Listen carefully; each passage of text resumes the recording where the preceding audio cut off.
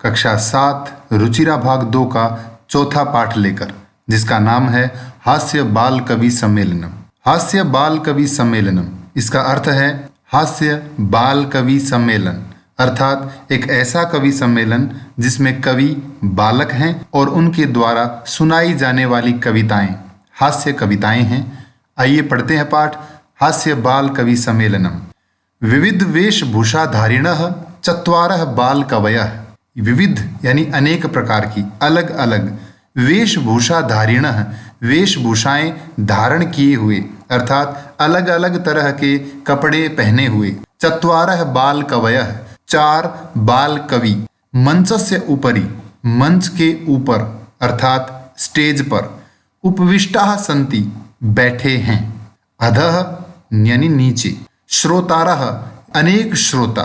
हास्य कविता श्रवणाय, हास्य कविता सुनने के लिए। श्रवणाय का अर्थ है सुनने के लिए। उत्सुकाः सन्ति, उत्सुक हैं। कोलाहलम च कुर्वन्ति, च का अर्थ है और, कोलाहलम अर्थात शोर, कुर्वन्ति यानी कर रहे हैं। 4 बाल कवि अलग अलग तरह के कपड़े पहने हुए मंच पर बैठे हैं और नीचे श्रोता हास्य कविताएं सुनने के लिए उत्सुक हैं और श्रोता शोर कर रहे हैं। ये इस गद्यांश से संबंधित कठिन शब्दार्थ। संचालकः, संचालक महोदय मंच पर आते हैं और कार्यक्रम का शुभारंभ करते हुए कहते हैं, अलम कोलाहलेन। अलम का मतलब है बस, कोलाहल अर्थात शोर। कोलाहलेन अलम अर्थात शोर करना बंद करें। अद्य आज, परम हर्षस्य अवसरः, आज बहुत, हर्षस्य यानी खुशी का, अवसरः यानी अवसर है, आज बहुत खुशी का अवसर है। यत की, अस्मिन् कवि सम्मेलने, इस कवि सम्मेलन में, काव्य हंतारः, काव्य का नाश करने वाले। काल यापकाश्च, च यानी और, काल यापकाः अर्थात समय बर्बाद करने वाले। भारतस्य, भारत के।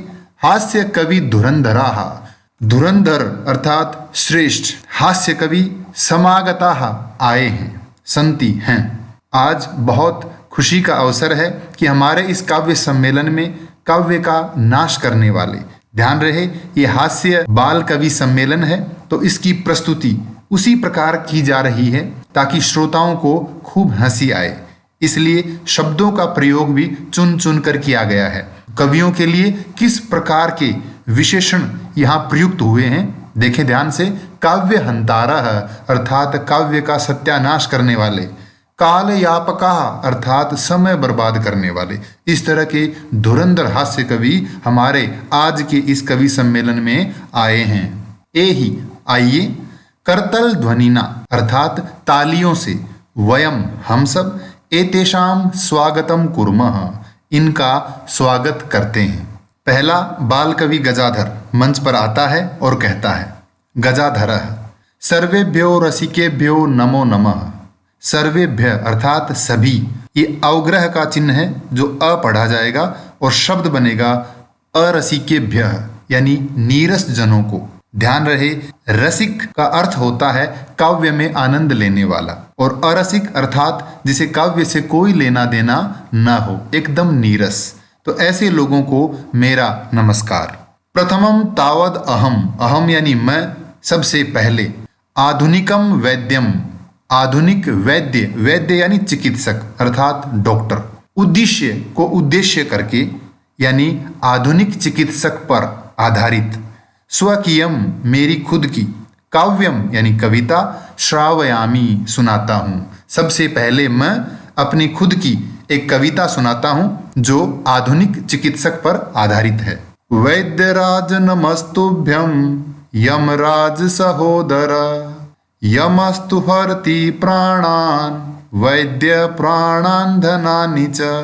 गजाधर कहता है, हे वैद्यराज, यमराज सहोदर अर्थात आप यमराज के सहोदर यानी भाई हैं। हे यमराज के भाई वैद्यराज, नमस्तुभ्यम आपको मेरा नमस्कार। यमस्तु, यमः प्लस तु, यमः यानी यमराज, तु यानी तो। यमराज तो हरति हरता है, हरण करता है, प्राणान प्राणों को। यमराज तो केवल प्राणों को हरण करता है, प्राण लेता है। वैद्य है, लेकिन वैद्य अर्थात चिकित्सक तो प्राणान धनानि च, प्राण और धन दोनों लेता है। इस प्रकार के यमराज के भाई वैद्यराज को मेरा नमस्कार। सर्वे उच्चैः हसन्ति, सभी जोर से हंसते हैं। ये इस गद्यांश से संबंधित कठिन शब्दार्थ। दूसरा हास्य कवि है कालांतक। कालांतकः, देखिए यहाँ पात्रों के नाम भी चुन चुन कर लिए गए हैं। काल अर्थात मृत्यु, अंतक यानी अंत करने वाला अर्थात यमराज। कालांतक दूसरा बाल कवि मंच पर आता है और कहता है, अरे वैद्यास्तु सर्वत्र, वैद्य तो यानी चिकित्सक तो हर जगह होते हैं, परंतु न ते मादृशाः कुशलाः, लेकिन ते यानी वे सब, मादृशाः मुझ जैसे, कुशलाः कुशल नहीं है। किसमें? जनसंख्या निवारणे, जनसंख्या निवारण में अर्थात जनसंख्या को नियंत्रित करने में वो चिकित्सक मेरे जैसे कुशल चतुर नहीं हैं। ममापि काव्यम इदम, इदम यानी यह, ममापि मेरा भी, काव्यम कविता, शृण्वन्तु सुनिए, भवन्तः यानी आप सब मेरा भी यह काव्य सुनिए। ऐसा कहकर कालांतक अपना काव्य प्रस्तुत करता है। चितां प्रज्वलितां दृष्ट्वा वैद्यो विस्मयमागत, नाहं गतो न मे भ्राता कस्येदं हस्तलाघवम्। चितां प्रज्वलितां दृष्ट्वा, चिता को प्रज्वलितां जलती हुई, दृष्ट्वा देखकर, वैद्य अर्थात चिकित्सक, एक चिकित्सक जलती हुई चिता को देखकर, विस्मयम आगतः, विस्मय को प्राप्त हुआ अर्थात अचंभित हुआ। ना हम गतो न मे भ्राता, ना हम, न प्लस अहम, न मैं, गतः यानी गया, न मैं गया, न मे भ्राता, मैं यानी मम मेरा, भ्राता यानी भाई, और न मेरा भाई गया। कस्य दम, कस्य प्लस इदम, इदम यानी यह, कस्य यानी किसकी, हस्त लाघवम हाथ की सफाई है। चिकित्सक कहता है कि ये व्यक्ति जिसकी चिता जल रही है, इसकी मृत्यु कैसे हुई? मैं बड़ा अचंभित हूं, क्योंकि इसके पास न तो मैं अर्थात वैद्य गया और न ही मेरा भाई यानी यमराज गया, तो ये किसकी हाथ की सफाई है? तो कालांतक कहता है मैं तो इतना कुशल हूं। इस काव्य पर सर्वे पुनः हसन्ति, सब लोग दोबारा जोर से हंसते हैं। ये इस गद्यांश और श्लोक आधारित कठिन शब्दार्थ और यथासंभव उनका संधि विच्छेद।